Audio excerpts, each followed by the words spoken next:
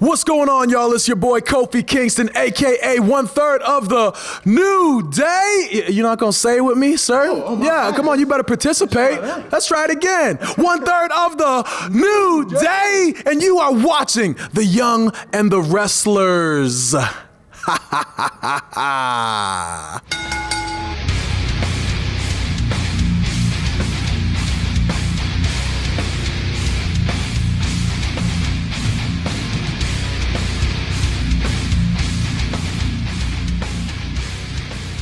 Welcome to The Young and the Wrestlers, the Pop Culture's WWE podcast. I'm one of your hosts, Ryan Besson, alongside...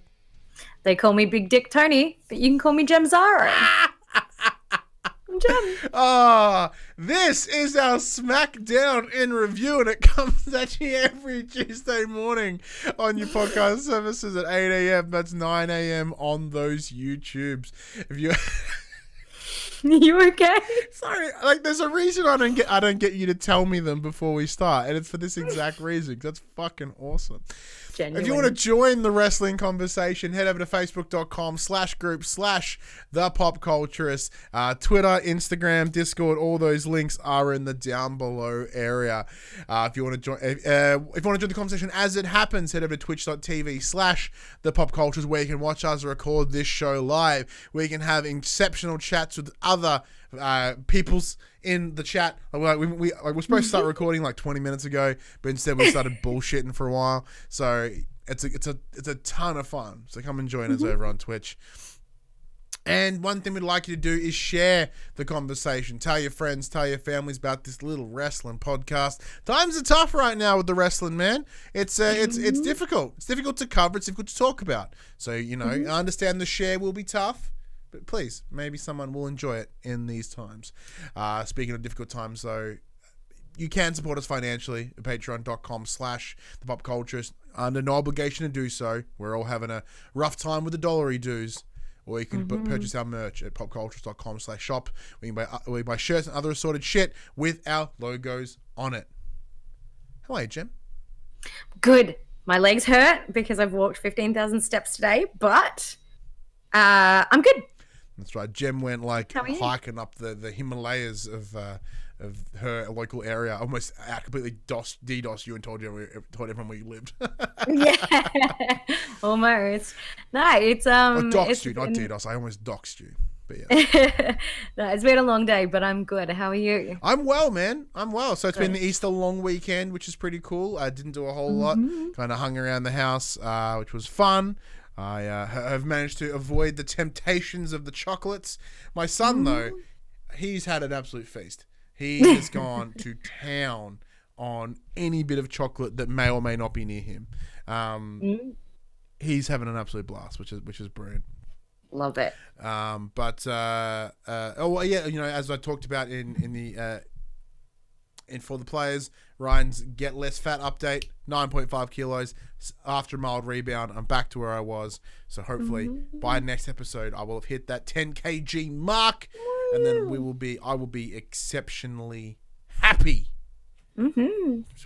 Speaking of exceptionally happy, Jem, let's kick the show off with two very happy people. That is the Twisted Sisters. That is Alexa Bliss and Nikki Cross.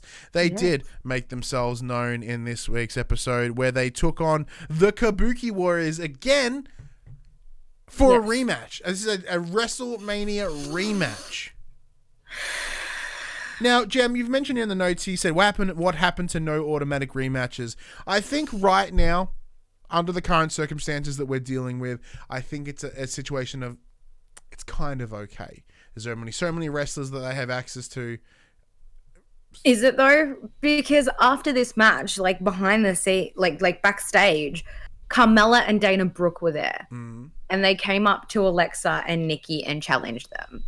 So is it really like, why couldn't you just have them in a match? Even a non-title match, just something like. It's frustrating, but at the same time, I love seeing Asuka. So I was okay with it. I'm just a little bit pissed more so at the no automatic rematches thing. Like, Yeah, because it wasn't as if the WrestleMania match ended in like a shonky finish. Like, it was a pretty clean cut victory.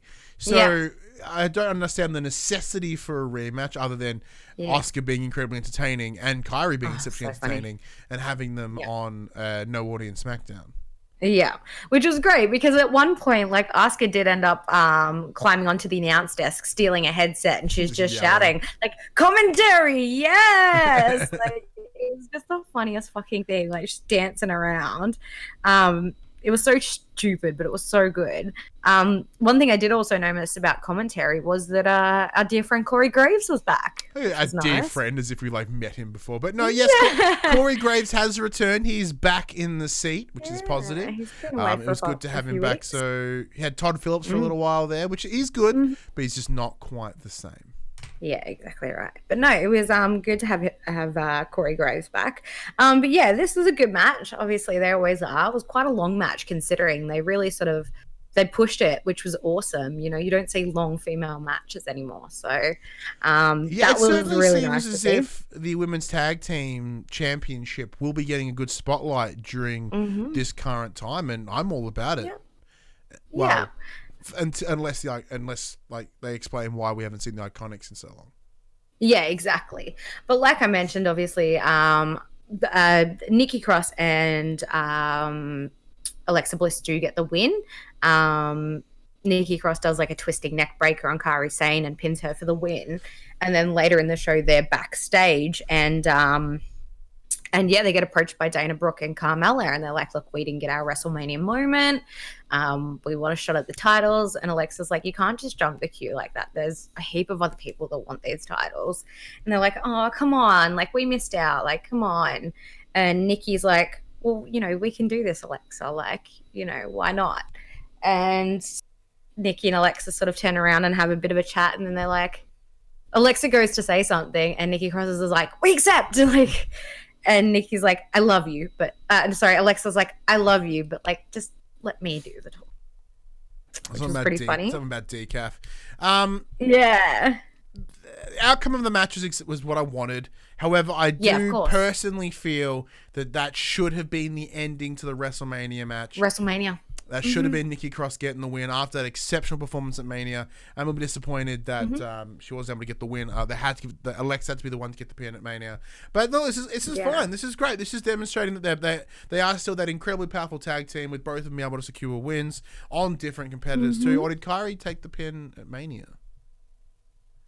Can't remember who took the pin at Mania. I think it was Kairi as well. That's rough. But yeah, so what's your thoughts on Carmella and Dana getting in the tag team picture? I think it's an odd pairing, but I think it could work out well. Obviously, Dana's the strong one of the two. Carmella's the more athletic, more agile one. So I think it could be a really good combination. I'm interested to see how it goes. Obviously, I doubt that they're going to get anywhere, but it'll be fun to watch. Like, we are seeing a bunch of thrown together tag teams when we, like, especially over at Raw, we look at the newly formed Ricochet and Cedric Alexander. They've since been paired up into a team. Yeah. So like the tag division is slowly getting more involved, and it's interesting that at a time where, you know, we should be social distancing and that sort of stuff, that they're bringing all these tag teams together. Exactly. Also bringing tag teams up.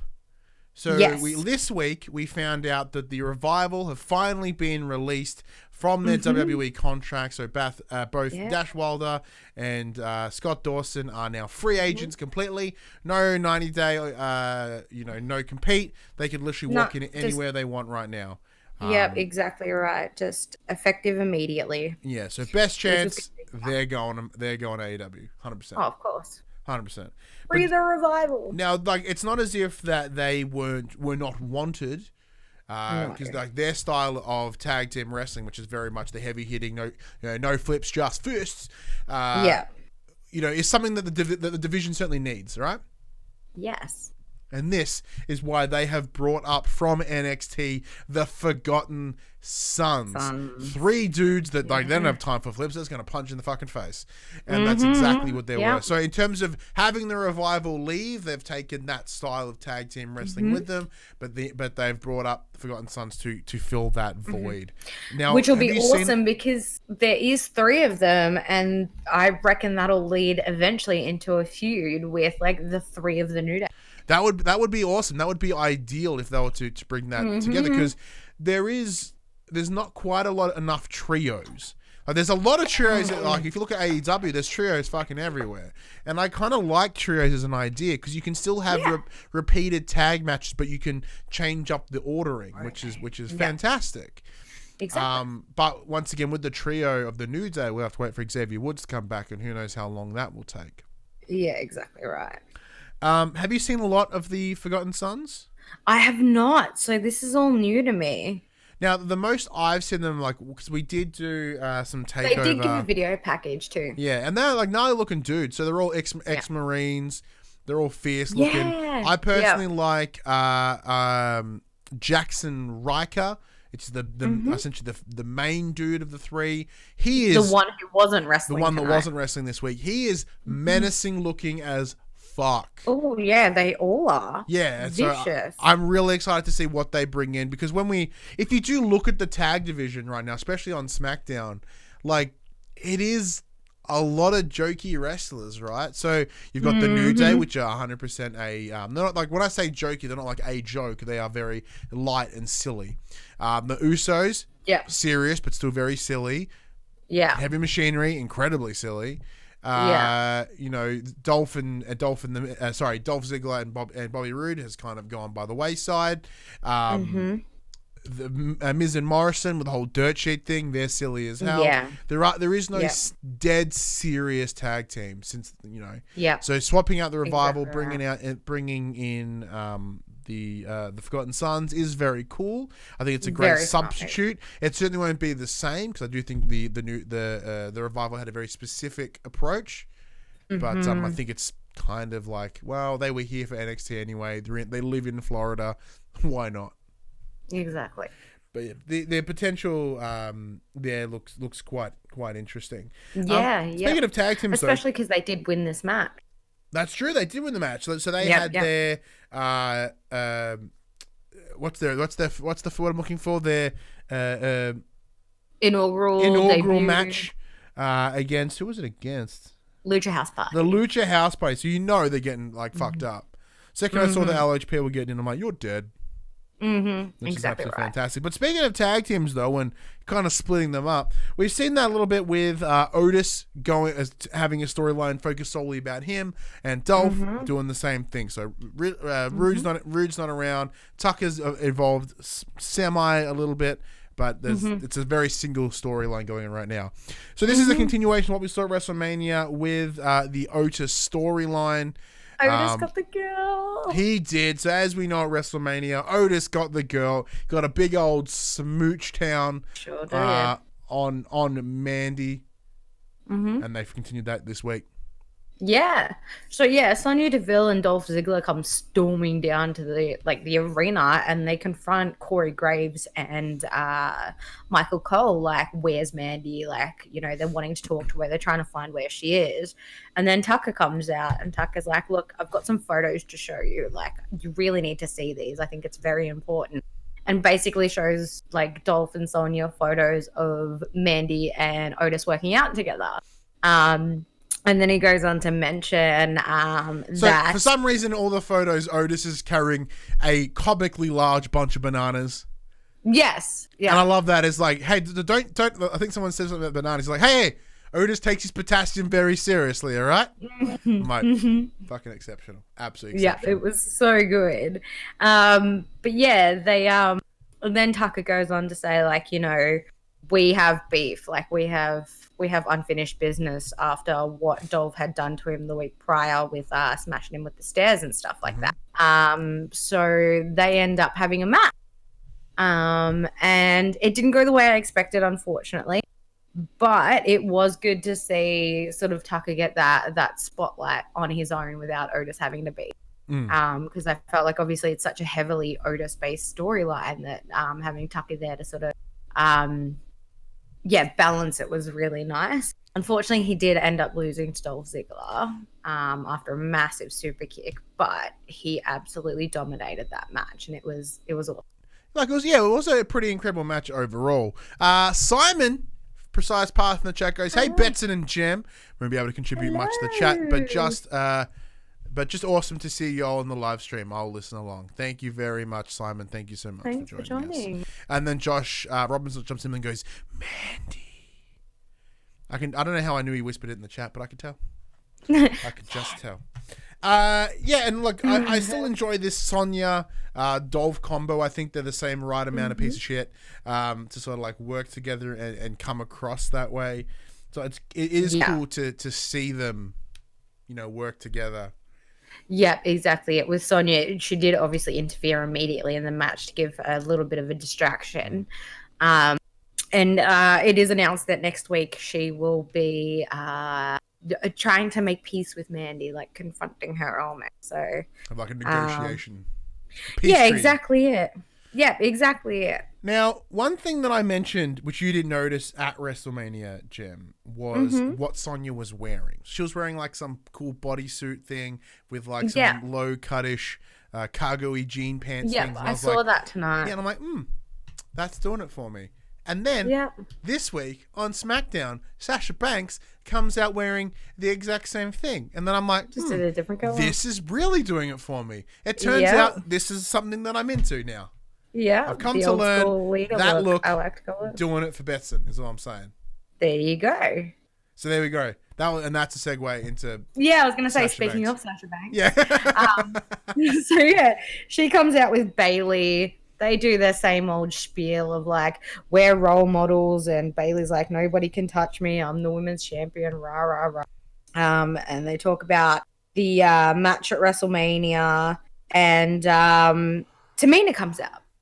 And they try and pull the whole like, you look great, by the way, your hair looks good, I can see you from here. And she shuts him up immediately. And she's like, they were talking earlier about beating her at WrestleMania. And she's like, nobody.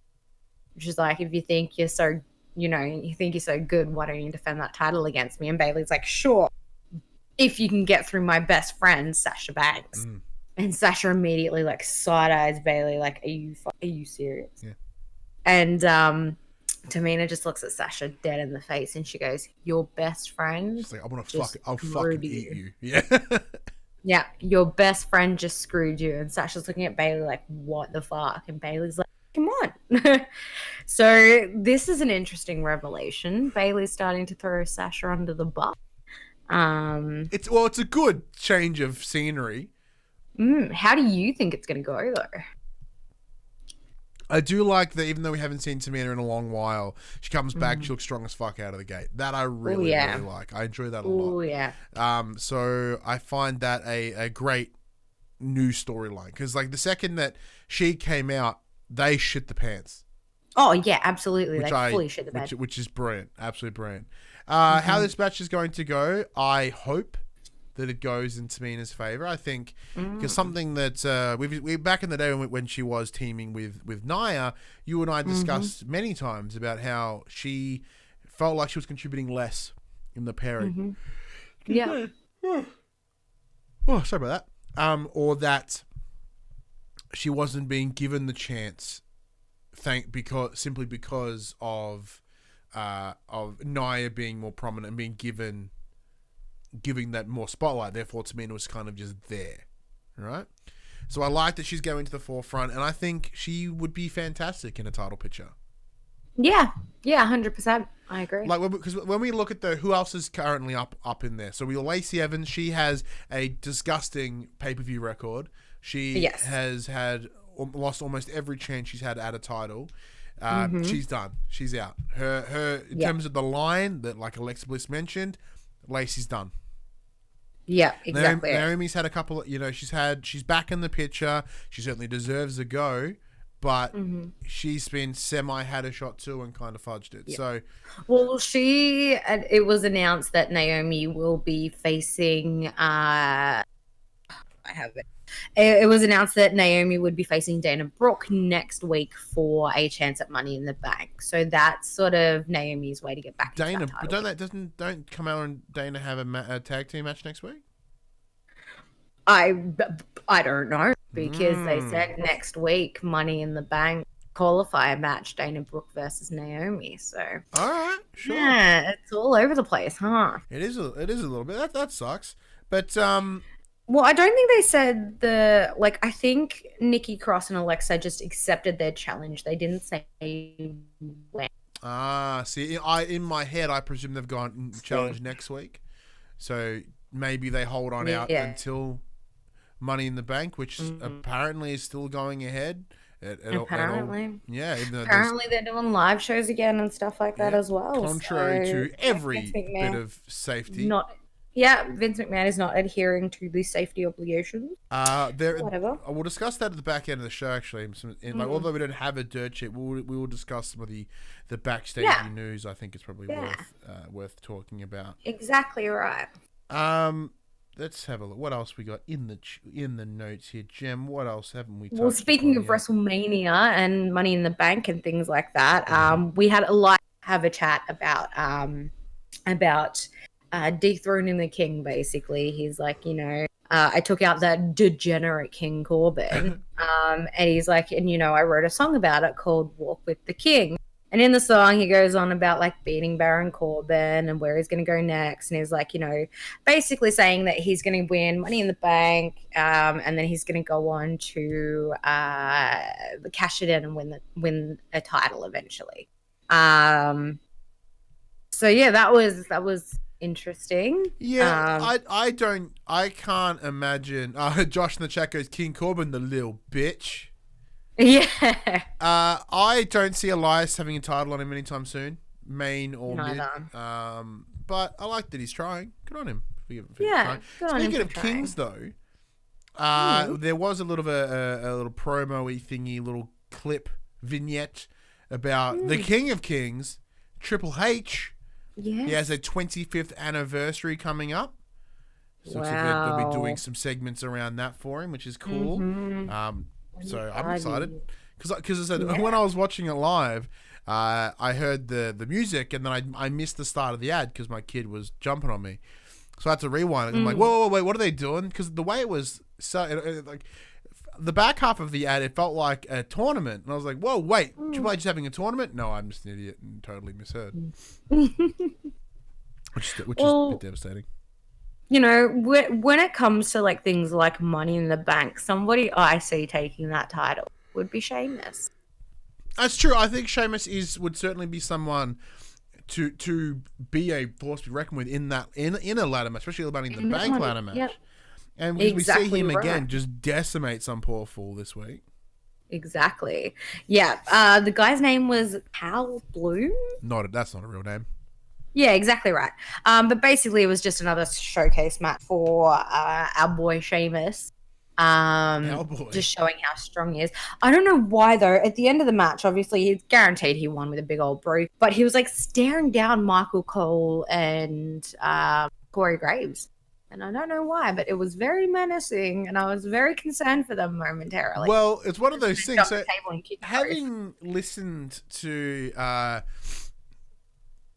having listened to the latest episode of After the Bell, which is Corey Graves' podcast, you did an episode with Edge, which I haven't listened to just yet. I'm like 9 episodes behind, apart from this one that I listened to. Yeah. He discussed with Edge about his surgery, his neck surgery, because I believe that Corey has a similar issue. That's why he can't compete. Yes. Sheamus too had a similar issue. He did, yes. Both of them are competing now. So what I'm getting at, Jem, could we see Corey Graves? That's what I'm saying. Is that why he had some time off? Has he had another surgery? Maybe. Interesting. I'd love to see Corey Graves in the ring. I've never seen him in the ring, so I didn't watch he did Neither. a handful of matches NXT, but I never saw him. So yeah, exactly right. Expect. Josh also adds, they were talking about Jeff Hardy perhaps setting up Sheamus versus. Also, it's about Jeff Hardy. That's exactly right. Yeah, they were talking about Jeff Hardy when Sheamus staring him down. So maybe that's who he's going after. Jeff Hardy v Sheamus. That'll be interesting. Does that get You all excited? Yes, like it gets me lukewarm. No, that's cool. Lukewarm's not Yeah. bad. Yeah. Lukewarm's not bad, but yeah, it definitely gets me lukewarm. But yeah, no, it'll be interesting to see. You know, What it's about really. What about the speak like in terms of your warmness scale? Yes. Talks this week that before Braun Strowman was given the opportunity to take on the Universal Champion, ex-Universal Champion Goldberg, Jeff Hardy was being considered. Ah, interesting. That would have been interesting. Yeah. So how are you with the possible idea of Universal Champion Jeff Hardy? Look, I love it, but not yet. I think he needs to be built up to it more. There's only been like 9 Universal Champions, so it'd be pretty exciting. Yeah. Josh adds in the chat, he goes, I love Jeff Hardy, although, unpopular opinion, Jeff Hardy is a shell of his former self. Yeah. Oh, yeah. Yeah. He's not the same person. But heavy drug addiction will do that. Yeah. Because I think they did something. I think they mentioned something about a spotlight on him as well, upcoming as well. Because he's been around for a very long time and looking at his extensive career. And he's had some of the biggest matches in WWE history. Big time, especially some of the ones when you say like these are matches you have to watch. One of them is that Edge and Christian versus the Hardy Boys match from like that ladder match from ladder match with the Dudleys as well. Yeah, and that big old spear from Edge off exceptional. the ladder, taking out Jeff Hardy who was hanging onto a belt. Like what? Yeah, absolutely phenomenal. But like, it was beautiful. Yeah, it'd be interesting to see, just not yet. Yeah. Speaking of people with a long legacy, Miz and Morrison, they come out to discuss their WrestleMania match as they were the first. So John Morrison was the first ever gentleman to defend a SmackDown Tag Team Championship singly, and in the chat, Josh goes, "Hey hey ho ho." Hey hey ho. Because they did give us a live rendition of their new song. Hey hey ho Yeah, ho. God, it was horrible. It was awesome. No, It was wasn't bad, awesome. but it was awesome bad. It was awesome bad. I chuckled a little bit, and then I cringed, and then I chuckled again. And thankfully, the Usos saved the day by They did. interrupting it. Yeah. They had the horrible dirt sheet, which was just a recap of WrestleMania.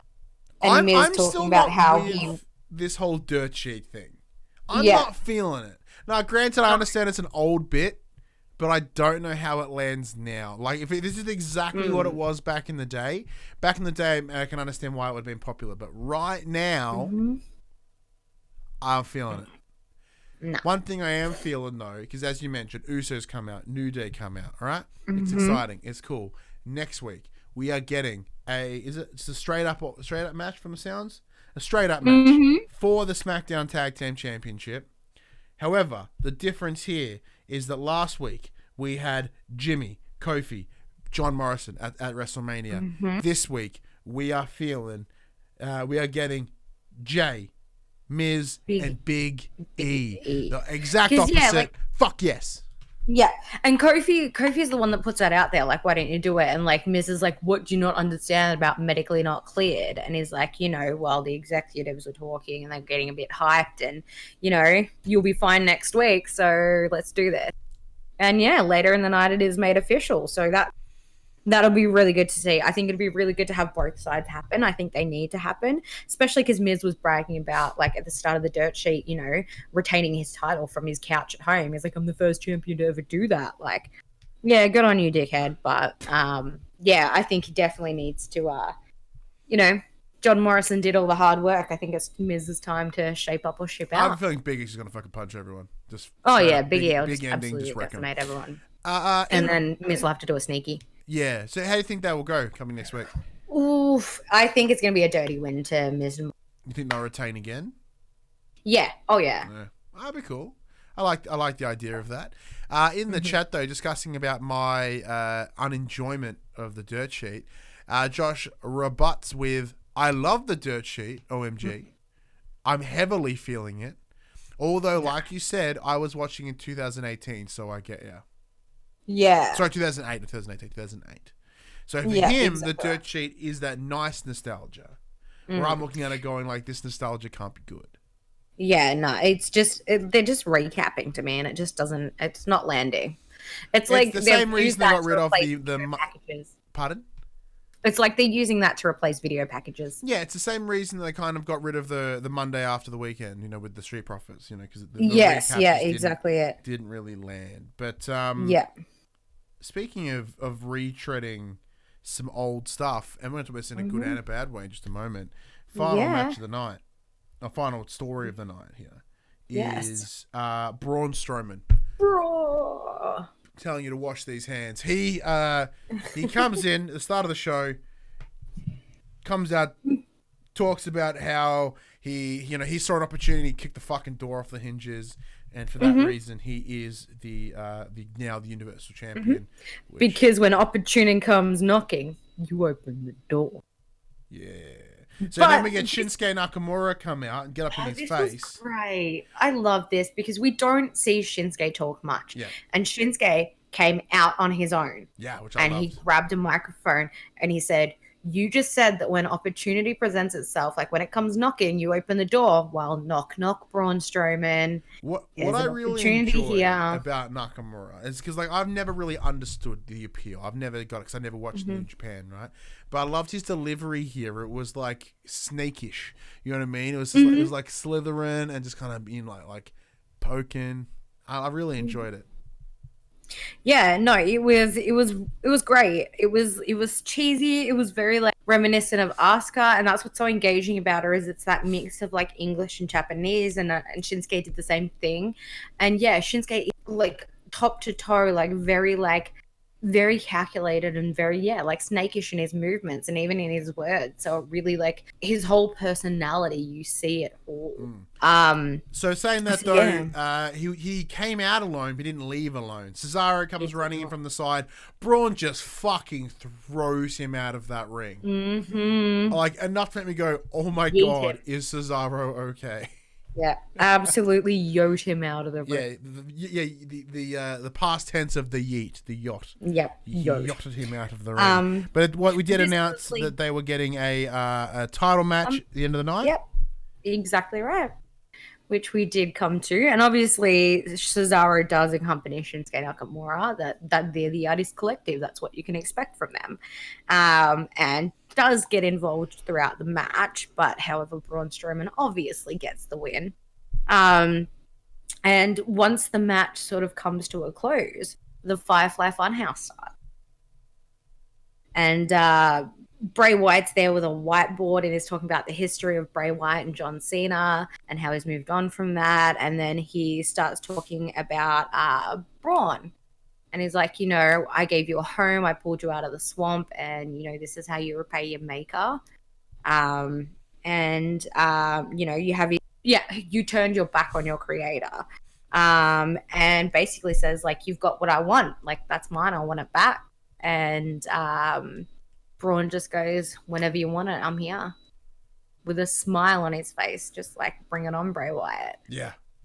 Yeah. What do you reckon? This. So one of the things we've talked about with this whole, one of the whole things around this new Bray Wyatt character with the whole of the Fiend, etc.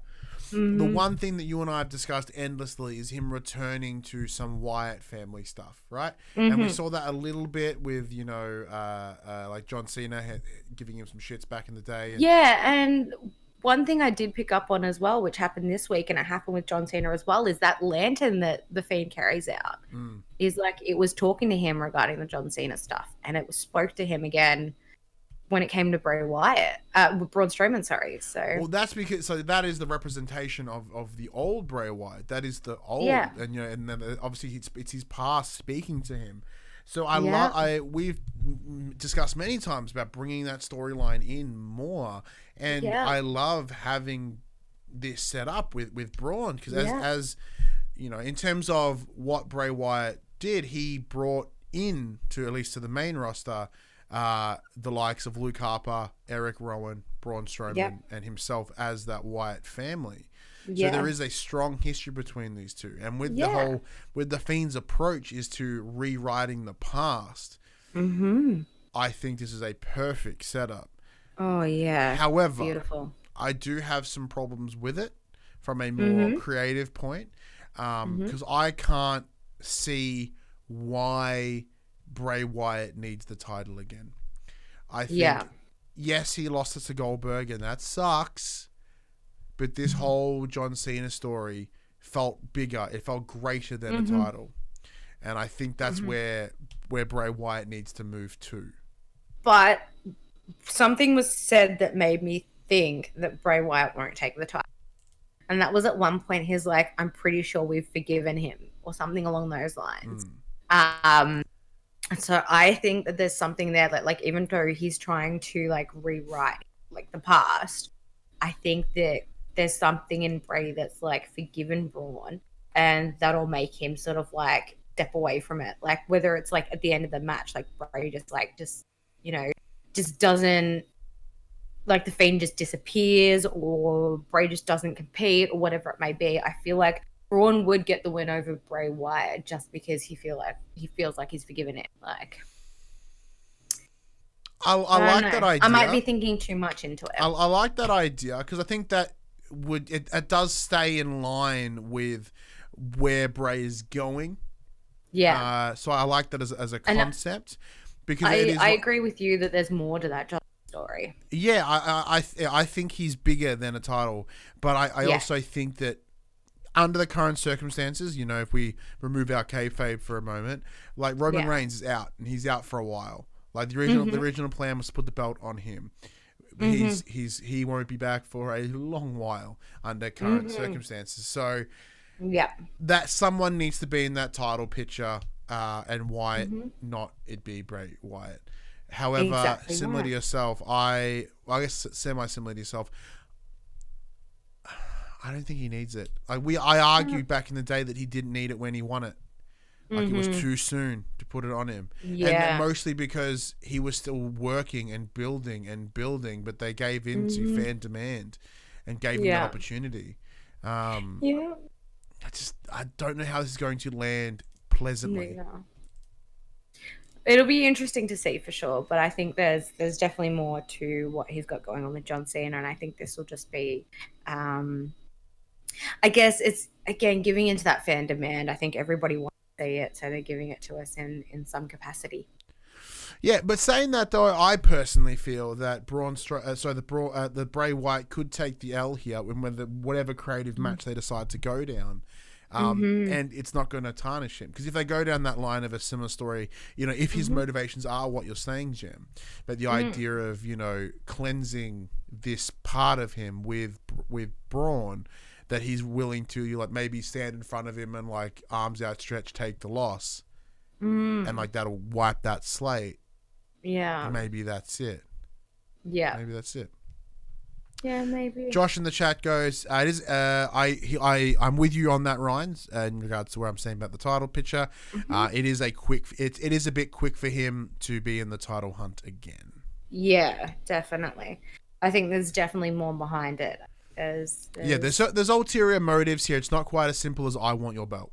Exactly. Especially because the Firefly Funhouse, I don't know if you noticed on the wall, all of the pictures were John Cena. There was nobody else's picture back there. Oh. So, yeah, that sort of begs me to, like, you know, maybe it's just him killing time while John Cena's lost in the funhouse. Maybe John Cena will get involved in this. Who knows? Who knows? Therefore giving, like, the DQ win. I don't think we'll be seeing John Cena for a while. We will see. Anyways, that is everything that took place in SmackDown this week. One thing I did forget to mention regarding Cesaro was that he is in a qualifying match for Money in the Bank against Daniel Bryan next week, which was announced as well. Fantastic. I'm super excited to see that. Yeah. So, yeah, I'm interested to see everything coming into Money in the Bank as well. Yeah. So as we do every week, Jem, if you were to rate this episode of SmackDown using our not yet patented Kurt Angle approach, because he looks like a thumb, what would you give this week's episode? I don't know. It felt very subpar. I think the novelty of the no crowd has worn off. Ratings have reflected that too. Yeah, exactly it. I think Yeah, I feel like it's gonna bomb, and they really should go on a hiatus. And honestly, it was just, I don't know, it was average to me this week. I really wasn't vibing it that well. And I'd probably just give it a buck. From what there was, it was great. There was no, hey, that's 45 minutes of an old pay-per-view. So Yeah. like they did do their very best to deliver a bunch of matches for us. It's a bar. Sorry, it's a Kurt for me. It's right down the middle. Okay. Out of possible two Kurts, it's a good one Kurt for me. There was enough there to keep me entertained. I didn't switch off, and then additionally with the Braun Strowman stuff got me quite excited because I'm a bit of a Braun Strowman fan. Jem, let's have a quick touch upon some of the news stuff that's come out from backstage this week before we wrap this bad boy up. One of them is in regards to the current circumstances around the live events. So Vince McMahon and they've announced they will be returning to live shows as of this week. What I've heard, it sounds as if that's coming from a contractual obligation with the networks. Because they've agreed to present X amount of live shows over this certain window of time. And I think they're only, last I heard, they're only allowed like 2 or 3 pre-records under their current agreements, and that covers the New Year's and Christmas show. Yeah. And you'd think they'd, you'd think there'd be some leniency regarding the situations at the moment, and actually that there's not. But it's one of those things, like, because in terms of ratings, right, the ratings have been way less since like the original. My understanding there was a baseline ratings agreement with Fox under the new purchase for the rights, and they at no point have they met those numbers yet. So maybe it's one of those things that Vince feels that he has to do whatever he can to ensure that there is no loophole for them to cut the deal. Yeah, that's understandable. And that does mean putting the rest of superstars at risk, and there's 100% a concern. But it is a weird line. Yeah, it's a weird time in general. Only time will tell. Yeah. So it also came out this week that it appears that someone in the WWE has tested positive to the coronavirus. Oh shit! Yeah, Ooh. I said the word that fucking monetized. Who cares? Reports are it is an on-screen person. However, it is not a performer. Okay, so interesting. That means either ring announcer, commentator, interviewer, etc., etc. One of those. Yeah, folks. Exactly. Yeah. Interesting. The buzz around the internet could be Charlie Caruso. Okay. Because the conversation was that this person met with someone who was a health worker, and then this person and their roommate, it's all been redacted in the statement, have been in lockdown. So if you try to think of who would fit that. And Charlie just does it, like, she doesn't just do WWE, she does other things also that would definitely sort of push me in that direction that it could be her. Because if you think of commentators or ring announcers or whatever, like, I'm pretty sure they're all got partners, like Jerry the King Lawler. He's out and about, like, he's married to his own place, so there's no concern about him and his housemate getting the thing. All the ring announcers, they've been present. Could also be Kayla Braxton. Could possibly, Could be someone from the Bump. Josh is adding in the chat. There's a number of people, but it's some sort of on-screen talent that isn't a wrestler. Now, I guess most people go to the main shows like Raw and your SmackDown, and I think that puts it in the line of Charlie Caruso or Kayla Braxton. Neither of them have been seen in a little while. So it could be either one of them. Now, apparently, according to this report, they were presenting symptoms prior to the tapings of WrestleMania, which were 2 weeks ago. Ooh. So if they have passed their 14-day quarantine period, and they're not dead, so that's positive. Yeah, so they may have gone past it, which is nice. Another thing we want to chat before we wrap the show up, Jem. Yes. Ronda Rousey. Oh. She has been out Thank you, Ms. Queen B to you for the follow. Much appreciated. Ronda Rousey has been shooting up a storm, Jem. She has been shooting hard. Dropping the F word. Yeah. So she's been talking about her possible return and how she's not going to do it because fans fucking suck and ungrateful, blah, blah, blah. Mm-hmm. It's fucking work. It's a massive work. Oh, 100%. I read one of the posts and I was like, we've seen this from Wanda before. Like, this is not brand new. This is the same shit she said before she left. Yeah. It's exactly work. right. 100%. And people are so up in arms about it. And I'm like, it's just a repeat of last year. Like, it's calm your farm. We've seen this. Like, don't. Yeah. It's Kelly Rowland's work up in here. That's what it is. Yeah, no, she said it before. You know, she said like you said, she said the exact same thing last year. It's just what. Even Rihanna has done less work. Yeah. You know, because she has a song about works. Compared to this. Work, that's the one. Work. It was Rihanna, right? Did I nail the reference? Yes. Fuck yes. See, this is the other thing on top of that, all right? Mm-hmm. I don't get the issue with Ronda Rousey. I thoroughly enjoyed her run last year. So did I. I had an absolute the year before now. I had an absolute blast with her 2018-2019 run. I loved her inaugural match with Stephanie McMahon and Triple H. I enjoyed her run all the way through. Granted, I agree around some of the comments about why she was thrust straight into the title picture because she's a massive fucking name. That's why. Yep, exactly. Yeah. And you gave her an opportunity, and she agreed for a 1-year deal, and she made that belt look good for a year. I thought she was great. Right. I thought she was fantastic. Exactly right. You know, and then we literally watched her get better over that year. Yeah. Yeah, 100%. Yeah. I thought she was I mean, shit, the woman broke her fist at WrestleMania punching, like, I think it was Becky Lynch. Yeah. And she still continued through the match. Yeah. Like, it It's never commitment happened. to the bit, and like she was, attempting to do better, and like she didn't really hurt anyone. Like that. So Nia, this is based on like so there were some responses to this. So Nia Jax had come out and added some shoot as well, talking about how apparently Alexa Bliss complained a lot about being hurt by Ronda, etc., etc. Yeah. Nia Jax can't fucking talk. Just put it out there. Of course she can't. Yeah, exactly right. Nia Jax has no place to talk about hurting other superstars. She has a staggering history, so she can get off her fucking high horse right now. Agreed. And until she gets better and hurts less people, she can fuck right off. Exactly right. Exactly right. I couldn't agree more. Yeah. Anyway, that does bring us to the end of the show.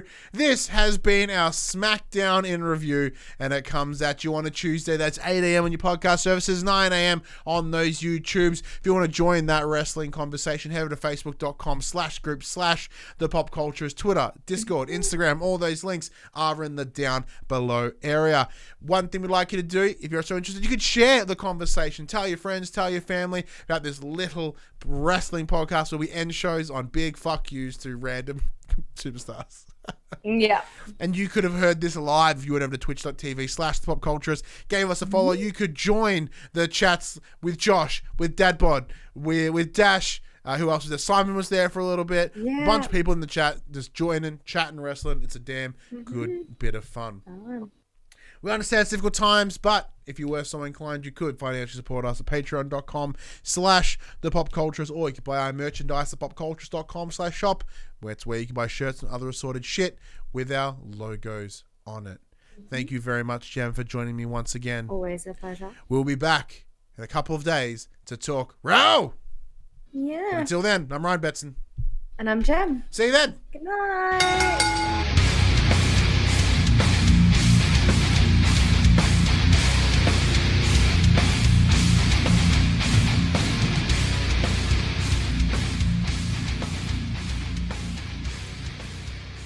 The Young and the Restless, the Pop Culturist WWE podcast, is fan support over at Patreon at patreon.com/thepopculturist. And we'd like to thank our Patreon producers and our Patreon founders for their kindness, their support, and their generosity. Our Patreon founders: Alpha Ferret, Craig O'Flaherty, David Chataway, Jesse Stevenson, and Jacob Garner. And our Patreon producers: AJ Abatomi, Damien Holdies, Kyle Dunn, Lee Wintershoven, Nathan Massetti, Paul James, Pure Mongrel, and Sean Levitt.